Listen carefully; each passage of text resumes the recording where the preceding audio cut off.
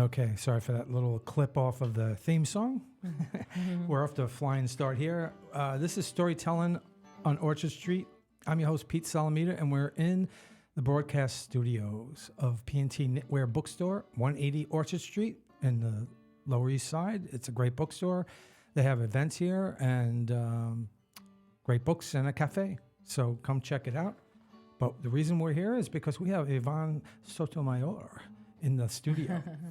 Yvonne is an internationally touring bilingual poet, is also an educator, administrator, a producer, and artist, born of Peruvian dreamers in Jersey City. She blends her spoken word with music accompaniment by her husband, Kenn Rowell, and has performed at the Iowa State and Kentucky State Fairs, the Jimmy Carter Presidential Library, and the New York City Marathon.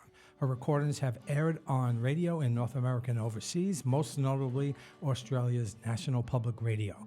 Her first bilingual word EP, Radical Chica, was released in 2021, and her first book of poetry is scheduled for release summer of 2025. Accompanying her on guitar when they play live or in the studio is Kenn Rowell, formerly of the Baghdaddios, right? It's formerly? Are they? It feels like formerly. I think we're just taking a break. Okay. Mm-hmm. We do that sometimes, don't we? Absolutely. Well, welcome both to my both of my guests. And Kenn, I got to thank you for wearing the pin? The pin. You got the button on. Oh, you are good. See, you got the button. I forgot mine. I got the shirt. See? I've been all over I forgot all over the mine, Lower East Side with sorry. this, all over Midtown this week. People are looking at the button. Cool. See, buttons still have power. Hell yeah. So you guys were both, you both performed at last Saturday. It's 2 Saturdays in a row. We're spending time together. Yes. It's getting to this become is like great. a habit. Habit forming. That's a good And one. before you know it, it's going to be a ritual. I don't mind it. This is awesome. Yeah, so Orchard every 2 Street's months, awesome. besides the podcast, every 2 months, I do a variety show. And you guys were great. It was really great to have you. And now you're in the you. studio. And that happened recently, but it was in the reverse. Somebody was here and then did the variety show. Oh, And speaking, I'm just going to give a little plug right there. Okay. I don't know if my guests will be able to see it, but Tuesday, November 19th at 6:30 at Liz's Book Bar in Brooklyn on Smith above Union, we're doing the first Storytelling on Orchard Street live readings show. Hopefully it'll be the one of many. And we're going to have guests that were on the show will come and read. Nice. So we'll get 3 readers, George Wallace, Jane LaCroix, and Matthew Eupert, all like stellar, top-notch. I know Jane masters LaCroix. of, the best of the best on the first episode. And we'll do a little open mic, and it'll be recorded as content for Storytelling on Orchard Street. What day is this? What day is it? Tuesday, November 19th. Now, you guys come from Warwick, New York, so you can't come to all these events. It's pretty tough to get here, right? Oh, come on. We're New Yorkers. It's Right. never too far. You to like be driving? from- Yeah, we like arriving. Okay. Who drives? We take turns. Oh, okay. Yeah. My wife don't drive, so we don't. Okay. She's a better driver than I am. No kidding. no. It takes, Whatever that it takes a man to admit that. Oh, yeah. Are you just saying that to get in her No. good graces? no. graces. She knows what she's doing. Let's put it that Right. way. I'm kind of clueless. Okay. You could pull the mic a little closer to you if you can. Am I too soft-spoken now? No. Okay. You both That's have a great first. you both have great voices though. Thank you. Thank you. Really good Thank you. radio voices and So do you. So thank there. you. Thank you. I said radio because that's where I came from. This is not radio, but it's the same thing really. Yes. Yeah.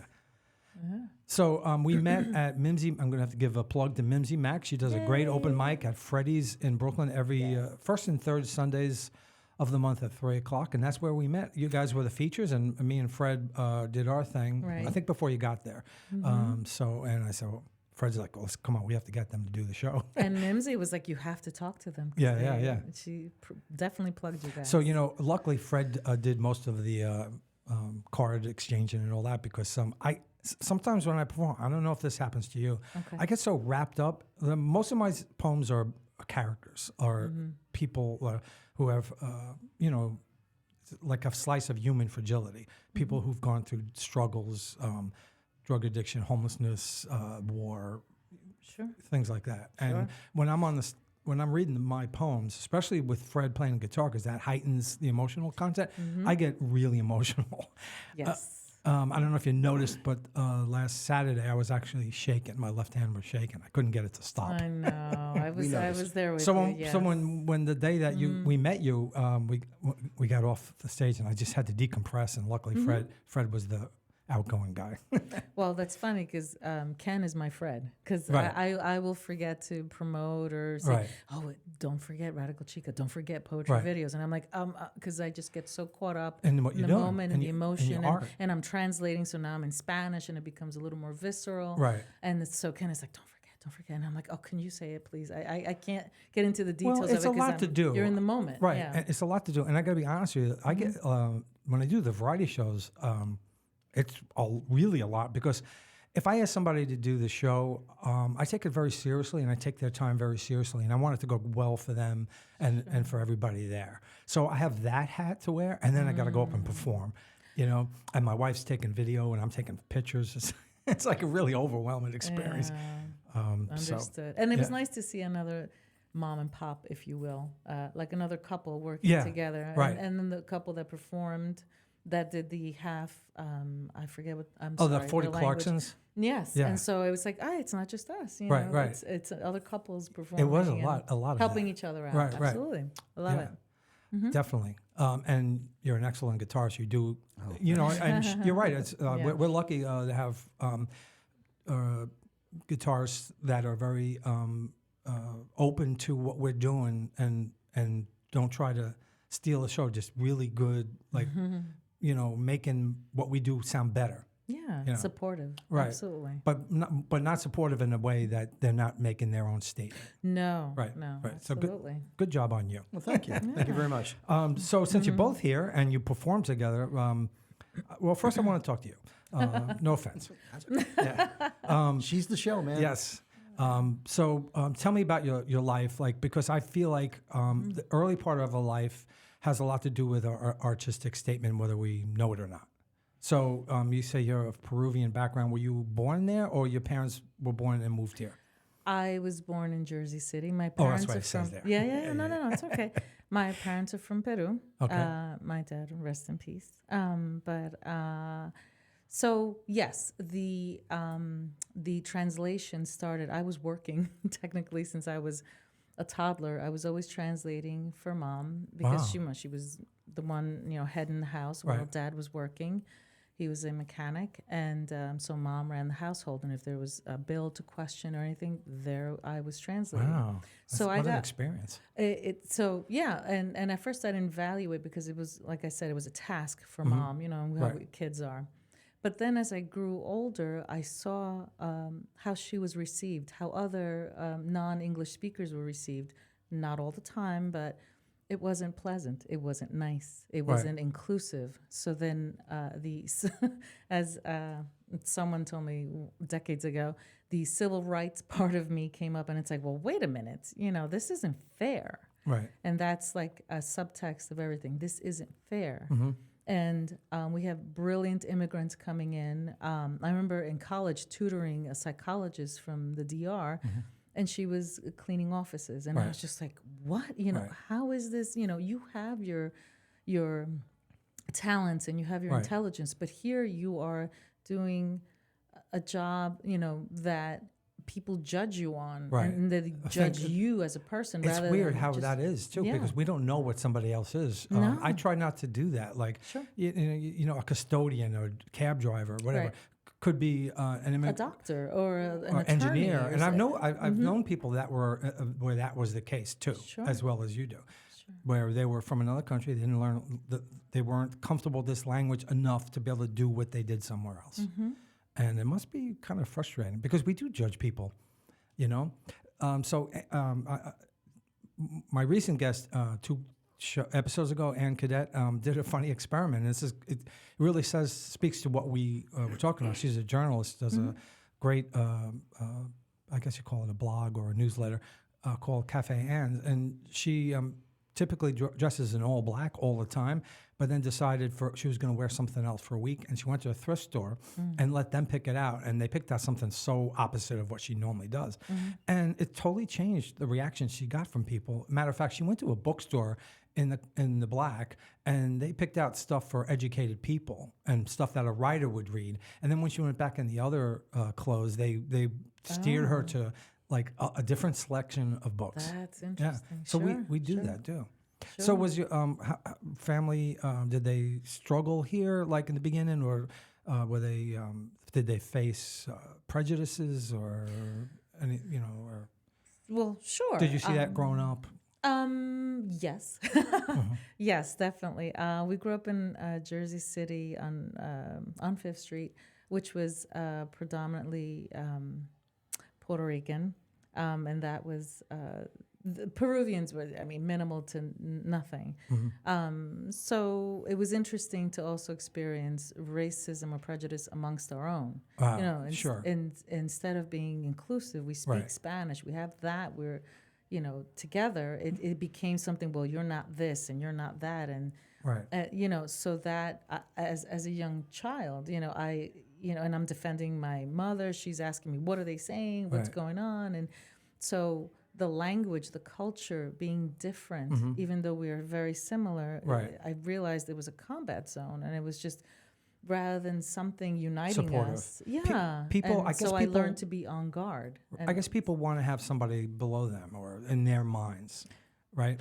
And I guess that strikes to why you said at the show that we all need to stick together, that if somebody says something against Puerto Rico being a floating island of garbage, you needed to speak up. Is that true? Right. Is that where that comes from for you? Yes, part of it, yes, Yeah. of course. Right. Rather than separating ourselves, we should unite, and we should unite on values Uh-huh. rather than, well, I'm from here, you're from there, my Spanish is different than your Spanish. At this point, or at any point, it's we're all humans, we're Right. all people. Someone's being oppressed, one of ours, because you're a human being, and you never know when it's going to turn around on you. So Right. how about just be a human being and take care of each other? I always felt like if you took the time to get to know one person from a different background, whether it's race, ethnicity, or religion, or something else, how could you speak bad and you find common ground and maybe even better become friends? How can you then do that to somebody else? Speak badly about Well, it's interesting where we live and where I work. Where do you work? I'll just say in the town of Middletown. Oh, okay. What do you do? I'm clerical there. Oh, okay. Yes. So it's again politically it's divisive. Right. Well, we're in a divisive time, Yes. really. Very, very. And I am getting to know some coworkers, like on one-on-one, wherein politically we differ. But as people, as humans, I hear their stories, and it's like I understand you, how Right. you got there. Do you understand me, how I got here? That's Where as opposed to just saying, well, you're stupid, you don't believe what I believe, and it's Right. like, well, in some realms or whatever, we do think similarly. We do think family values. We Right. do think education is important. We do believe taking care of ourselves, but where we differ, I think, is at the cost of. right. And then that doesn't mean you demonize someone else because they're different. You really have to They strike want the against same- doing that. Yeah, It's so- easy to do if you let yourself do it. So you grew up in Jersey City, and you helped your mom quite a bit, and you obviously learned both languages very well. Can I plug mom? Sure, go ahead, Mom. Your mom deserves a plug. My Is- mommy. Is Mom Luz. performing somewhere? No. Plug her as a mom. Okay. As a stay-at-home mom who had her high school education in Peru and married or emigrated and married here. In her wisdom, she taught me Spanish. I didn't learn it in school or anything. okay, There right. wasn't bilingual education back then, actually. And as a college student, I argued against it in class. More on that later, but because I didn't understand. But my mom would sit me down. I think it was the summer of second or third grade, and say, "Read this in Spanish and tell me in English, or tell me what that means." Wow. Not in English, I'm sorry. Tell me what that means, what you're understanding. And I was like, "Oh, Mom, I hate this." So my bilingual formal education was Right. my mom having me read El Diario, which is the Spanish Sure, I know newspaper. that. Yes. Yeah, of course. And so Does thank that you, still Mom. exist? You made me bilingual. I don't know. yeah. I don't know. Were you Yeah. an only child? No, I'm the oldest of three. Okay. I have a brother. And so were you and like my second baby mom sister. too? Besides being mom's bilingual a little bit? Yeah, kind of. For my baby sister, Interpreter. Karina, yeah. Yeah. So where did the poetry come in? In high school. Okay. I went to James J. Ferris High School, and I loved reading. So I was an English major, even in the making. I loved interpreting, reading. And College? There's English major in college? yes. Okay. Yeah. English lit. Uh-huh. But I started writing for the yearbook because I heard you could write, and I was like, I could submit something. Right. And my little poems you were got- accepted, and I was like, awesome. oh my goodness, this Do you is have great. do you have any of those? No, I should. Wouldn't that be great? Yeah. What do you think you would? I mean, I have them at home. I didn't bring any, but No. Okay. So you have copies of them. I do. What do you think of them when you look at them?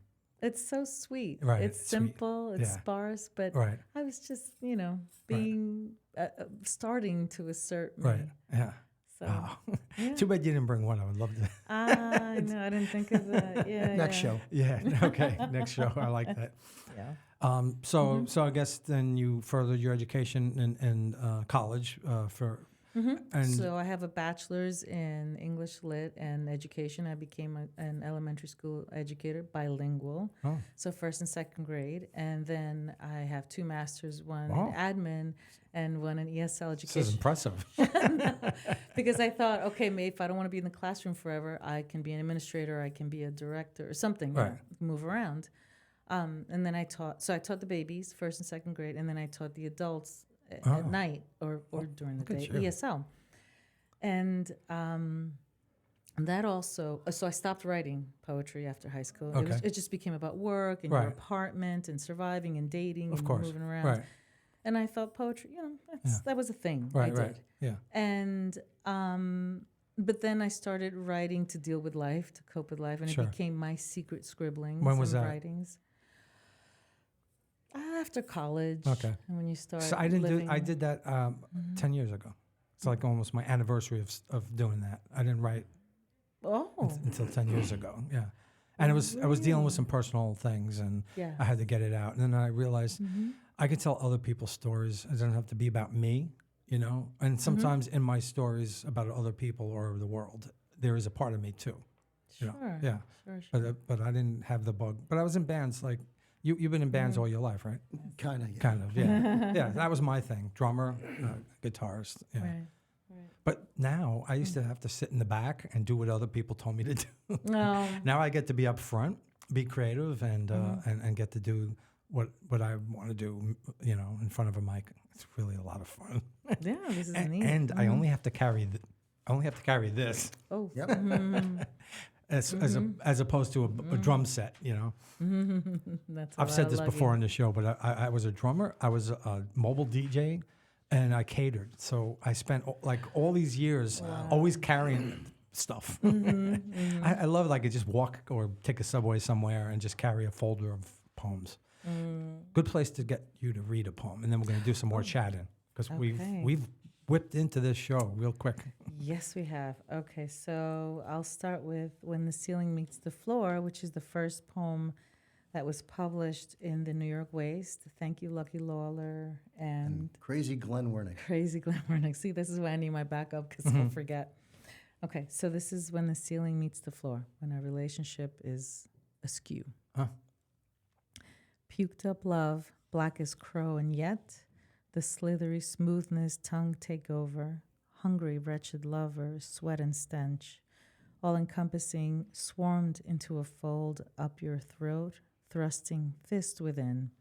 Release the fire, arms outstretched, falling through the wicked edge. Designed by veins ripple, firmly choke the skin within the hollowness. Drain the life, drain the dead, drain it all. Heaving breath squeezed out the vital imprint of you. Amor vomitado, negro como la corneja, la suavidad deslizada, la lengua se adueña, amante infeliz y hambriento. Apeste y sudor abarcando a todo, enjambrado en un doblez, subiendo por la garganta, puñetazo encendido, suelta el fuego, brazos abiertos, cayéndose, por el borde maldito, diseñado por la onda venaria, firmemente sofoca la piel dentro de la cavidad. Desahoga la vida, desahoga la muerte, desahógalo todo. Aliento exhalado apretó y arrancó tu huella indispensable. Beautiful. Okay, I got 3 questions Oh, all at the same time, and I want to put them out there so I don't forget. So, so one is, do you read? So I've seen you in element of where it's mostly English-speaking people. Do you go to poetry readings where it's the opposite, where it's Spanish, mostly? Number 2 is, does you write the poem and then Kenn comes up with the music? And do you read your poems first, like by yourself, and then do it again with Kenn at some point? And then does it change the way you read it when you read it by yourself again? So that's 3 questions. wow. Okay. What was the first one? Kenn? No, the first question is, do you read?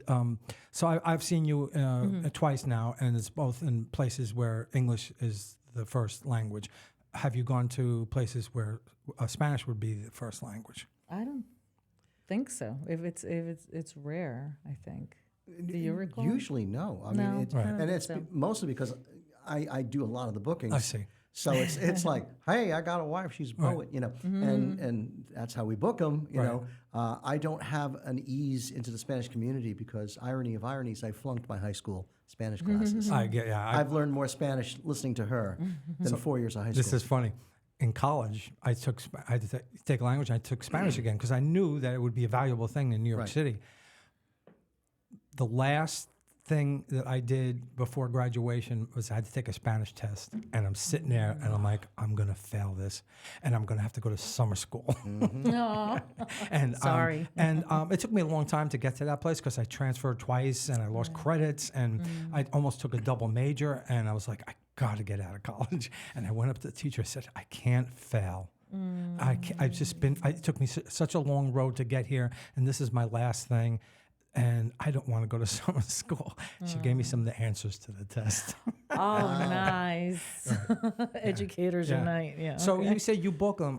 Is that for the two of you together, or like you must go to readings just to read solo? Do you, or you just do this now? No, the way this started was Kenn worked as an announcer part-time, right? In the city, announcer is not the right word. I'm sorry. MC. MC, sorry. Yeah. So he would, MC you know, announcer, yeah. yeah. So he had all these bands he was introducing, and I had this poetry, and I was again, it was all internal. I was writing to him. I was writing about him. I was writing about me. I was writing Picture. things like that. And then he said, "Hey, you know, why don't you perform this?" And I was like, "No, this is for So it was me." mostly in places it was mostly music, not like at poetry events. No. So then he encouraged me to perform and encouraged me to actually translate it because, again, I wasn't thinking of this as performing. For me, it was just cathartic when and was this? expression. About 10 years ago, right? Okay. 11 years ago when we first started dating. Okay. So then he said, well, hey, I'm performing at the, you know, whatever the club was. At the end of the night, come on, I have my guitar. Right. Let's just, and I was, no, who's going to want to hear this? Right.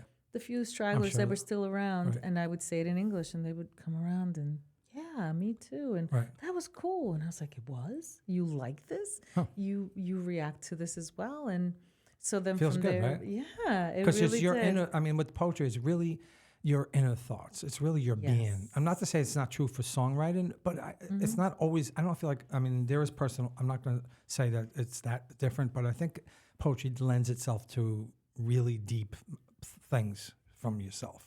Sure. And so that's why we talk about it. We're two different types of writers, but we're expressing our internals within different restrictions. Like he may want things to rhyme. I'm just like free verse and just I'm looking for imagery. Right, me too. I'm not concerned about. Me too. I'm not concerned about rhyme. Sometimes I get lucky and it rhymes. Right, I experiment and I make it rhyme, but then sometimes it's just. Most times it's just. Right, I'm just trying to create a slice of life, emotion. Yes. Yeah. So for me, I told you I started writing 10 years ago, but then I started going. I did one open mic, February of of 2020, which was right before everything shut down. Right. And I remember the guy saying, "Oh, that was really good. You should come back." And then everything shut down. And then in May of 2022, I released a book, and then I'm like, well, maybe I should start going to readings, and it went really fast. Like I wound up here. I'm doing a lot, I know. and I discovered I really like reading. And then I was gonna. I put my poem. I'm sorry. I'm getting stuck here with my brain. I decided to put my poems in a contest, but they said you could have music. So Fred, we've known each other 40 plus years, and I said, "Hey, Fred, you want to put some music to this poem?" They said you can have music behind the poem, and he was a drummer, and I was a drummer forever. But then we will now both concentrating on me, the poetry, and him. He's been doing guitar longer than I've been doing the poetry, but I think he was dying to have something to do with the guitar, and it's beautiful. Yeah, and it's you know what's weird is like I've known him all this time, but he never played. I never saw him play guitar until we started working together. I'm like, holy crap, this guy is good. Man, he was a really good drummer, but he blew me away. So, but I've done a lot of readings by myself too. But go to poetry readings and read the poems. But then I haven't. You should. For me, the act is Kenn and myself, Right. because I use his original music. Right. And so the instrumentals, and we try to fit the mood of that with the mood of whatever I've written. Sure. Right. And Right. yeah, so this is maybe the second time I've done this without your music. I also performed. worked for 2 major record labels in my life, Right. and so I was used to the whole rock and roll paradigm.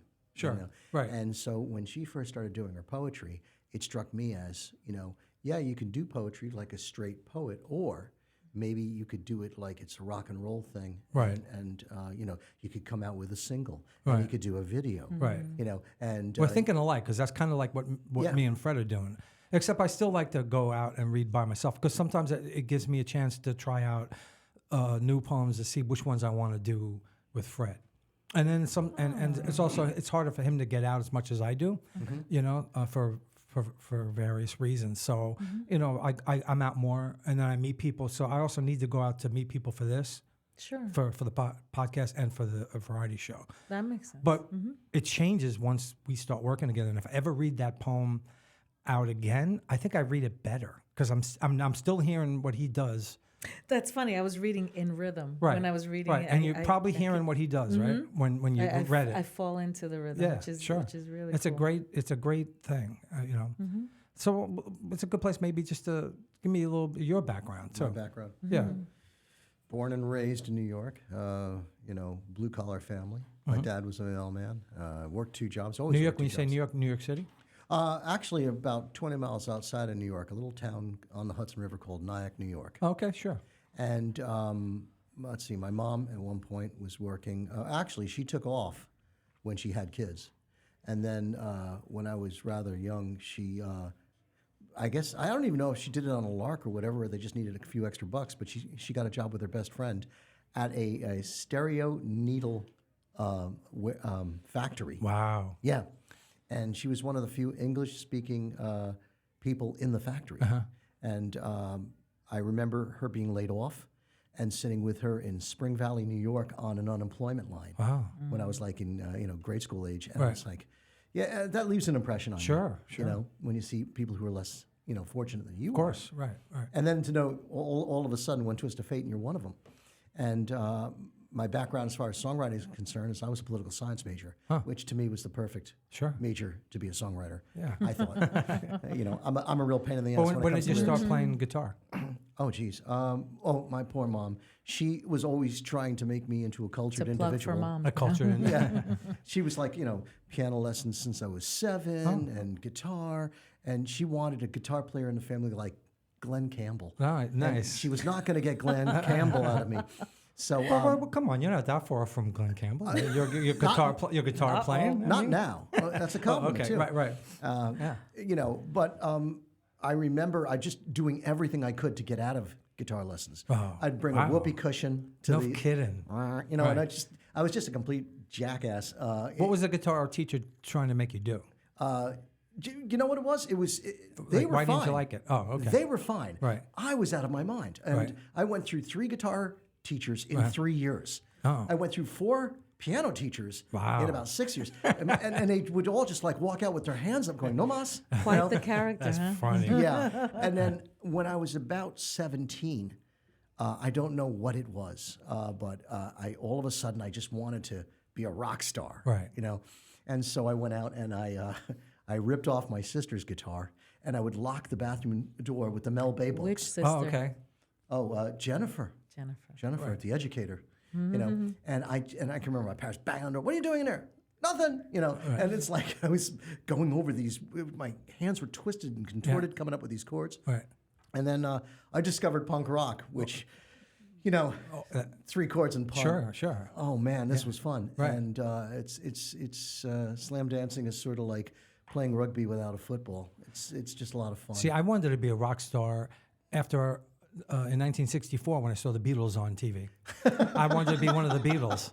And I asked my parents to get me a guitar, and I took guitar lessons, but I couldn't nail it because I wanted it to be quicker. Right. I didn't want to do all that work. I was like, I just want to be a Beatle. I don't want to have to do all this work, you know. I was raised on my sister's Beatle records. You see. Oh, hello, people outside. We have a window facing us. Yes, we do. Okay, so let's make sure we get to more of your poetry. I don't want to. You know, we can. I find I can talk to you guys probably for hours, but we want to make sure the poetry gets some play here. Yes. So, Okay. Yeah. So this next one is called Innocent Chant. It was a reaction to watching all the mass shootings. It was there was. I mean, it's always been, but there was a spate of time that it was just Seems like constant, yeah. and I couldn't take it anymore. So I wrote this. Not being political, but I wrote this from the viewpoint of the families. Right. Okay. Random violence without sense. There is never a reason good enough. Why shed others' innocent blood? Who do you think you are? What evil voice spoke to you today? What switch just flipped on you? And why should I care? Can't you end your pain in yourself while you're at it? Why should I care? What crawled out of the depths of your psyche? I wish you would have sent it back and let it out all on yourself. Who do you think you are? And why was this your answer for me?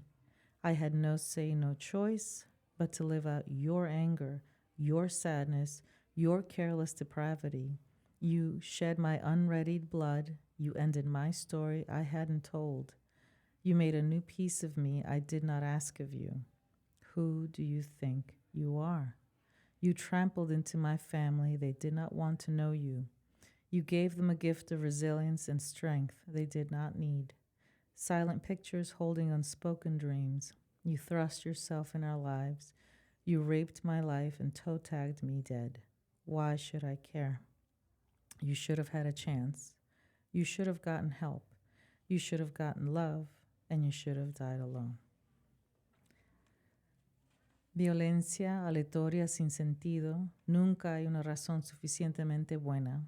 ¿Por qué arrojar la sangre inocente de los demás? ¿Quién te has creído que eres? ¿Qué voz malvada te habló hoy? ¿Y qué cambio acaba de venir sobre de ti? ¿Por qué debería importarme? ¿No puedes terminar tu dolor y a ti mismo también? ¿Por qué debería importarme? ¿Qué salió de las profundidades de tu psique? Desearía que lo hubieras regresado y dejarlo salir en ti. ¿Quién crees que eres? ¿Y por qué fue esta tu respuesta para mí? No tuve voz, no tuve elección, no más vivir tu ira, tu tristeza, tu depravación descuidada. Tú arrojaste mi sangre no lista, terminaste mi historia que no había contado.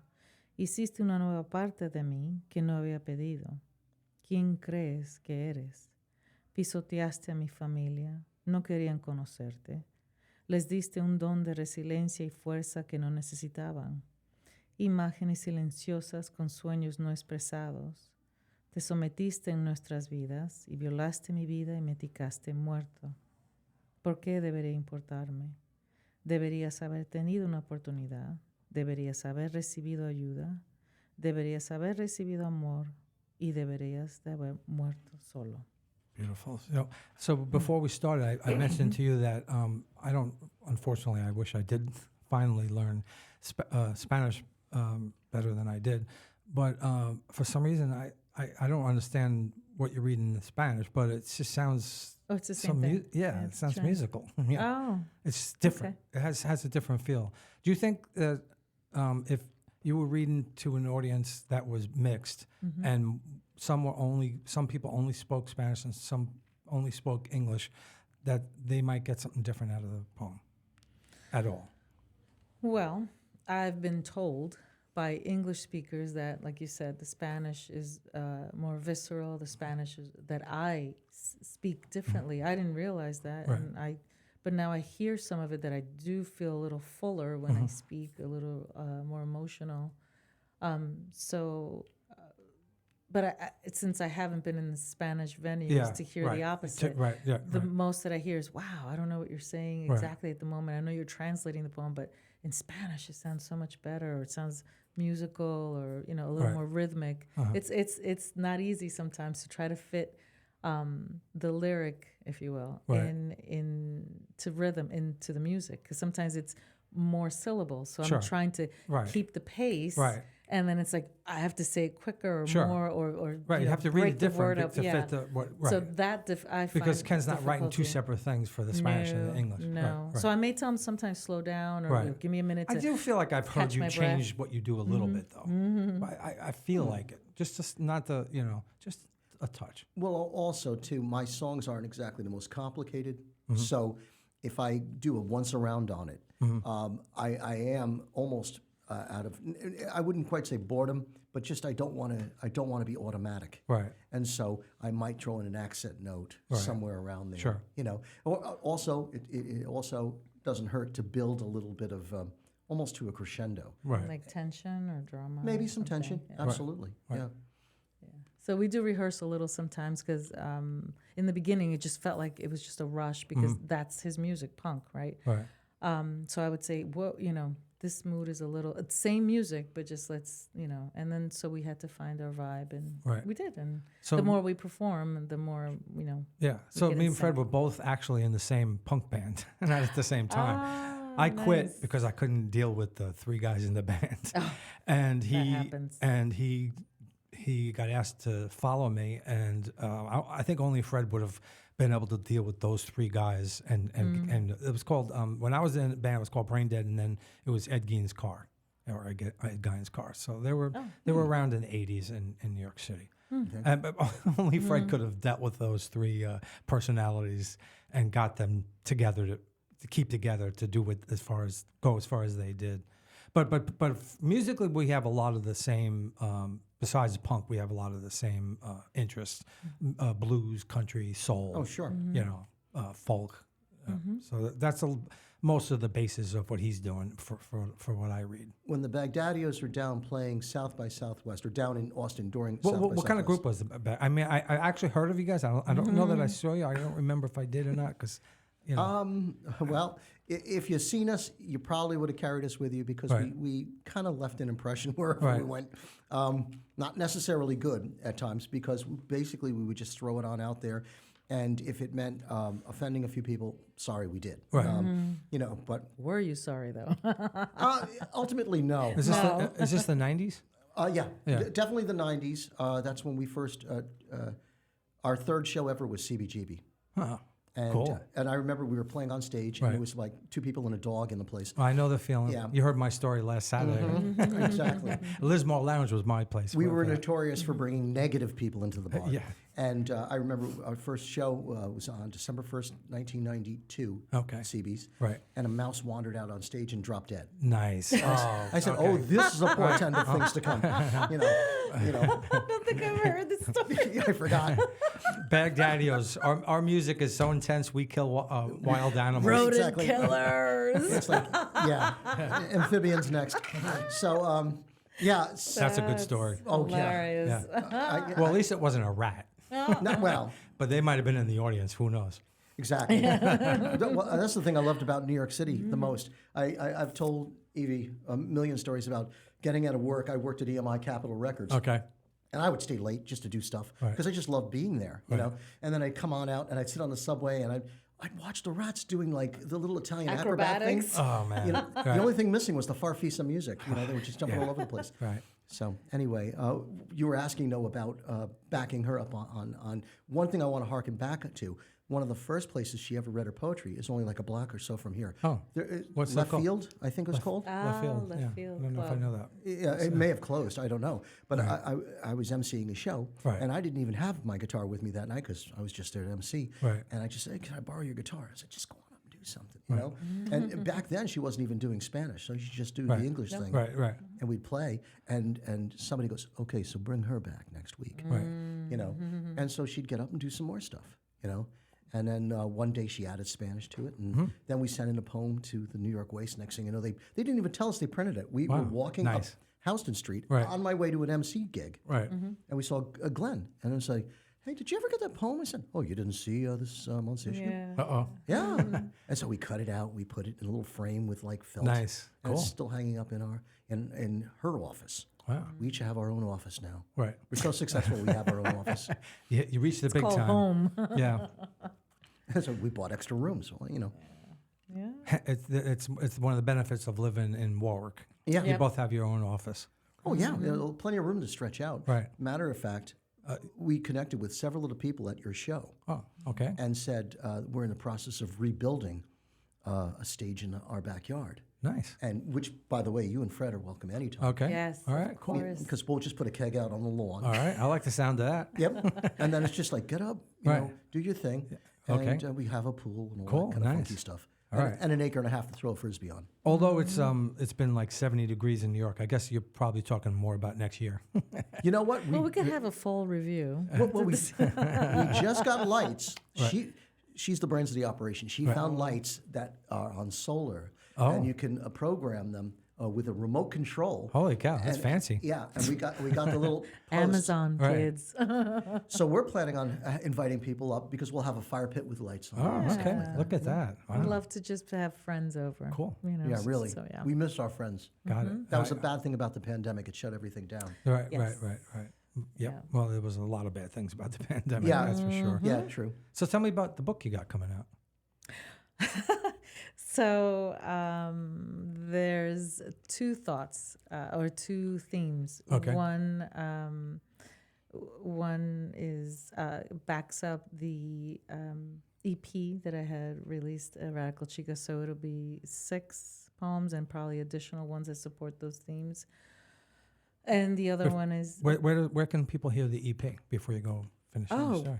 iTunes. Spotify, All right. iTunes, Oh, all okay. the usual. Cool. All right. Yeah. All right. The Good. usual And suspects. and poetry videos are on YouTube. Nice. And the next one I have, or the next collection of poems, which is about I think 15 or so, is I wrote for my dad when he passed away. Wow. And so again, I dealt with tremendous grief. It was during Mm-hmm. the pandemic. We're all home and just. Did he die from COVID or something else? No, he was. He had. He had a few things. He had stomach cancer. He was 94. Right. And then he had a double stroke, and he outlasted the surgeon that Jeez. 3 years, and Right. then he was just and he also had dementia, so it was Right. just creepy. Everything was Wow, it's a lot. yeah. It's a lot to go through. He never got COVID. Yeah. That tough guy, that Right. tough little guy. Right. Just Can we tell that story from his last time in the hospital? go ahead. It was during the COVID crisis. Okay. We couldn't even go in to see him. Right. In the They hospital. weren't letting people in. And, Yeah. and then they said, well, okay, we're going to send him home, and they tested him several times. Everybody in that wing got COVID except him. Wow. Yeah. It's crazy, especially considering how compromised his body was. Yes. Yeah. From all that. That was our Jesus Felipe Sotomayor Castañeda. I say his name. Nice. That was Poppy. But so that is and that took a long time to even to be able to say that. I still haven't read anything because I can't. Right. I can't get through it. It's too emotional for you to read Yeah. at this point. And it's been 4 years, I think. It'll be 4 years 4 in years, April. April 12th. Wow. And so I'm like, I'll get there. I just can't. Yeah, I right now. understand. So I Sure. wrote it. I wrote them. I translated them, and I don't Put haven't them looked- aside. Yeah, I just I Right. haven't yet, but I will, and I'm sure I'll have Kenn's accompaniment. So Is time after time part of those? yes, We actually have a video for that out there. Oh, that's the Christmas one. Yeah. Oh, no. That's No? Time Before Time? Time Before Time. That was the one with you at Niagara Falls. Oh. Yeah. And then with him I'm in the... glad I keep him around. Keeps me straight. I'm like, wait, which one? And then there's some footage of her playing with him at the nursing home where he was doing his rehab after his stroke. Oh, wow. You know, when he has cute little stuffed animals. Right, you know. Yeah, it was a lot of good stuff of them two together. Right. You know. Awesome. So that's what I'm thinking of, Right. how to do that. I just get stuck on Kindle. I'm like, I hear all these self-publishing stories, and I'm like, how? What? I can't get, I will. Right. I already have 2 books in mind. Right. So I did my first book a couple years ago, like as I mentioned, and I can ask you for help. well, yeah. So what happened was, I'm like, a friend of mine, Rich Dana, who's been a guest on the podcast. He's one of those people that does everything. Like, it's insane how you meet some people, they can do everything, and they do a lot of things well. I mean, he was a carpenter. He's a librarian, or he's an archivist. He has his own book out about a mimeograph art. He was a beekeeper, a farmer. Oh, this is insane. Like, how many things he does. But I knew he had Renaissance man. Yeah, but I knew he had put had published things in the past, and I said, "Listen, I'm thinking about putting out a book. I don't know if you'd be interested in helping me out." And my first thought was, and his father, by the way, was a poet laureate of Iowa, so he comes from that background. It's like, Of you know Iowa, what? you said? Yeah, Iowa City. So I figured, man, it was a big leap of faith for me to send it to him, because I think he's gonna, maybe it'll help me anyway because he's a friend, but he's gonna probably think this is not so good, because I didn't have confidence at that point. Sure, I just, understood. I didn't know what my strengths were, if it's any good, And he wound up really liking it. He did a great job on the book. But I am doing a second book, and my wife's a designer. She did the logo for storytelling, and she's been dragged into everything I've done all over the years. Solomita, I love it. Vanitsky. She kept her name. Yes, But good for you. but she kept her, like, she's always kept me and my art going. She's helped me with my creative stuff all the time. And she said, "Listen, I think I would like to stab at doing the book, And she, is a graphic designer, and her company has done books, so it's probably not that big of a leap for her. So we decided to do it ourselves. Oh, awesome! Yeah. I love this. Right, but if you self-publish on Amazon, as much as we can hate Amazon, it does make it easier. Otherwise, I mean, you could try to find a publisher, which can be an advantage if it's a decent, even if it's a small publisher, they might help you market the book. Because if you do it yourself, you're marketing it yourself too, and it probably be very difficult to get into bookstores. So some local bookstores might take it on consignment, but you have it with you when you go to readings, and you can word of mouth and yeah. So I'm hoping it'll be out it's all written. It just needs to be put together. I even have photographs picked out that I take my own photographs, and I have it all, the title, the thank yous, nice. everything. Yeah, Beautiful. Yeah, so Evie's one hell of a photographer, by the way. Yeah, so maybe I don't have my book because I actually only have like a couple left, and I don't know if I want to print more until, because I have another book coming out. But you could put some of your own photographs in it. So I guess you just need to find a designer, and so I'm lucky. I have a designer who will do it for me, or find somebody. An artist. We have artist friends. Yeah. We have graphic artist friends all over the place. So we're down to maybe less than 10 minutes. So you want to read another poem, and then I'd like to read one. I usually read one of my own too. So. Okay, so if I have to choose one, it might be time for more than one, but we'll start with one. Okay, we'll start with one.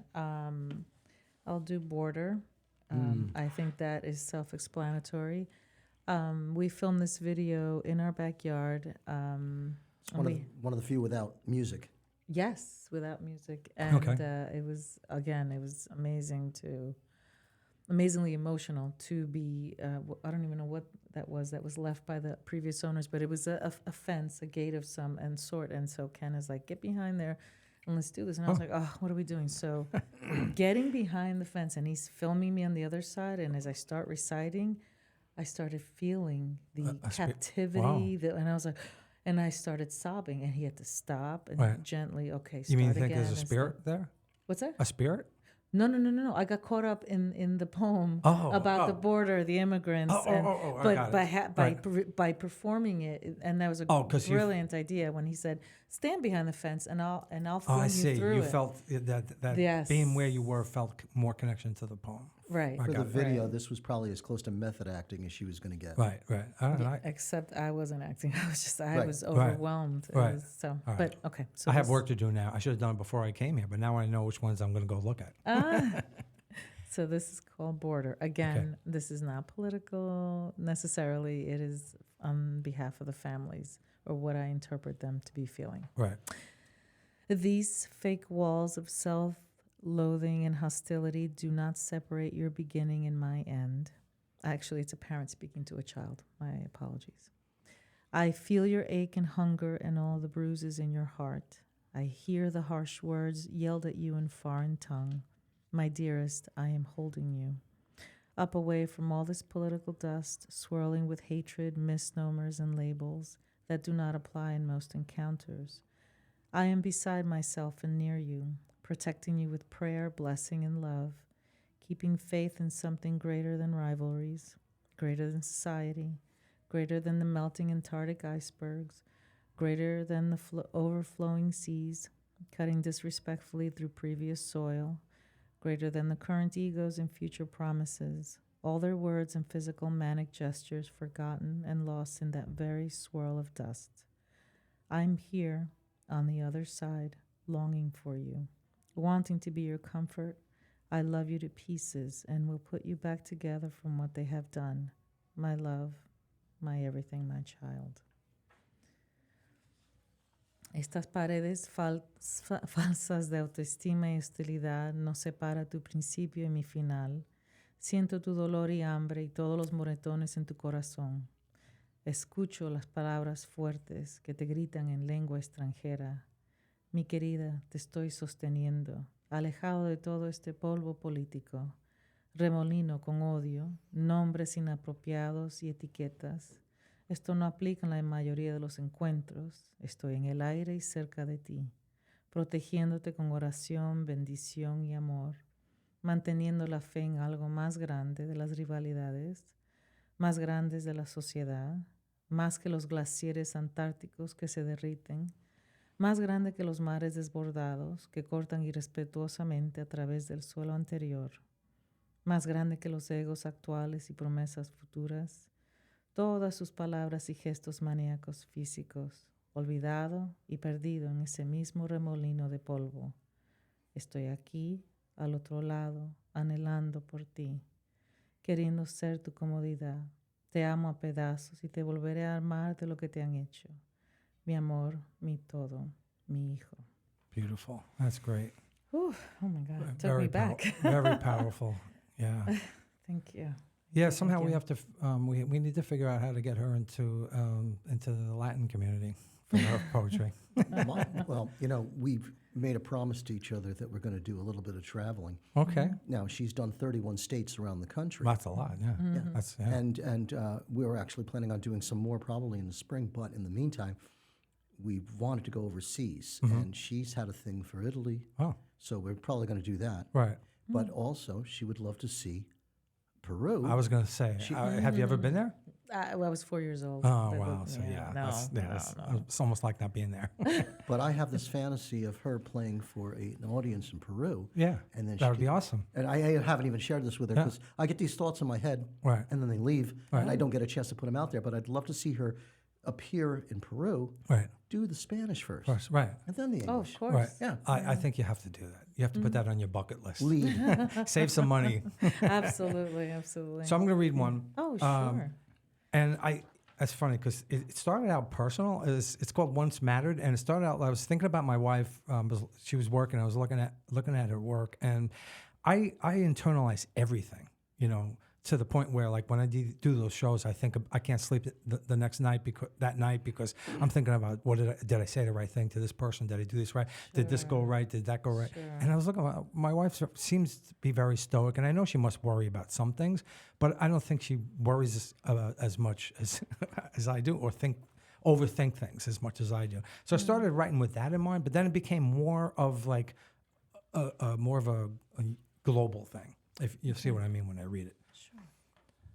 What do you worry about, my love? Do you worry about things that are broken, that can't be fixed anymore, that the stars won't shine at night, our children losing their path to a better life?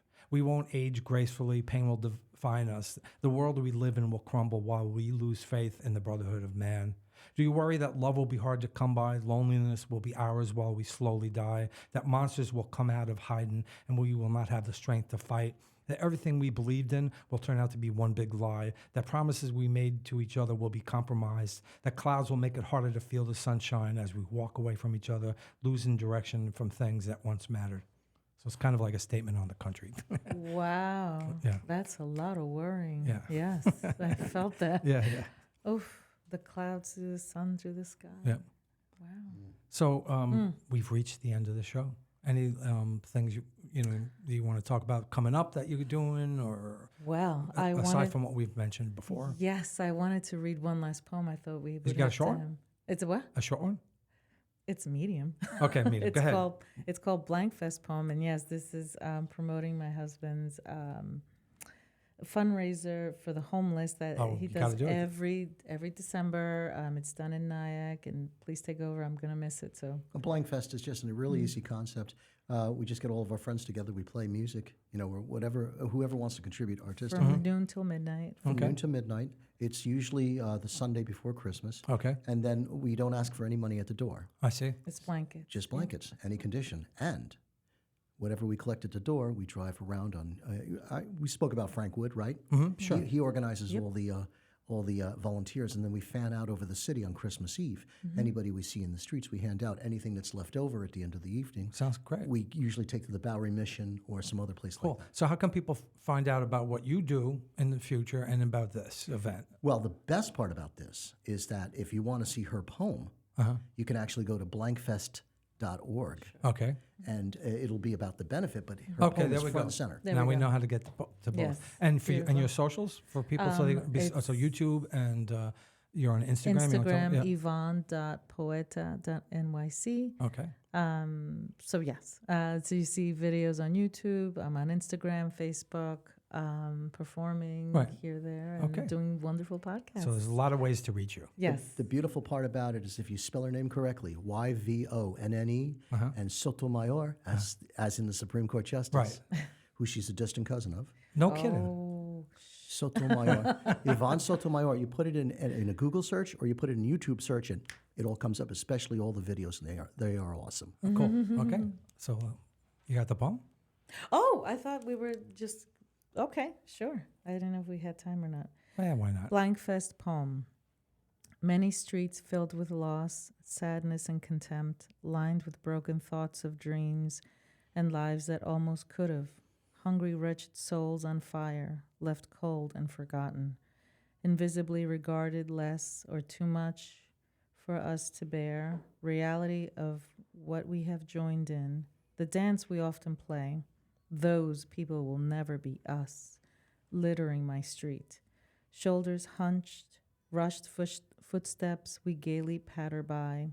Ignore the problem. It's not mine. They should all just get a job. How cruelly we can unthink. We're but a step away from being cold, left, and forgotten, freezing, all alone.